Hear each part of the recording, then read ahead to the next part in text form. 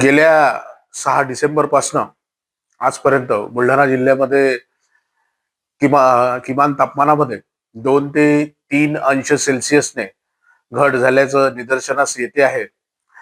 उत्तरेकडील शीतलहरीचा प्रभाव यामुळे थंडीचा कडाका संपूर्ण जिल्ह्यामध्ये जाणवायला लागलेला आहे.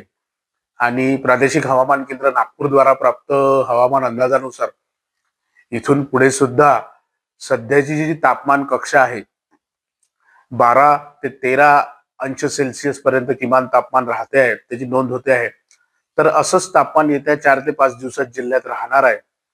तर अशी थंडीची लाट नाही म्हणता येणार, पण त्यासारखीच परिस्थिती जिल्ह्यामध्ये काही ठिकाणी आढळून येत आहे. तर अशा परिस्थितीमध्ये शेतकऱ्यांनी त्यांच्या शेतामध्ये उभ्या असलेल्या पिकांना ओलीत करताना शक्यतो संध्याकाळच्या वेळी करावे. तसेच भाजीपाला पिकांना, फळबागांना सुद्धा ओलीत हे संध्याकाळच्या वेळेस करावे, जेणेकरून थंडीपासून पिकांना इजा होणार नाही.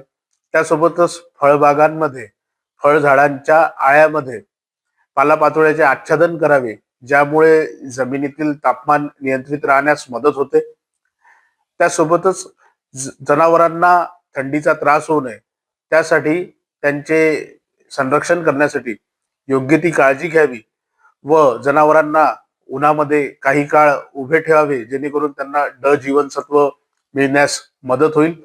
त्यासोबतच कोंबड्यांच्या पिल्लांना शेडमध्ये थंडीपासून संरक्षण करण्यासाठी बल्ब लावावे, जेणेकरून शेडमधील तापमान नियंत्रित राहण्यास मदत होईल. तसेच शेतकऱ्यांनी त्यांच्या आरोग्याची सुद्धा काळजी घ्यावी.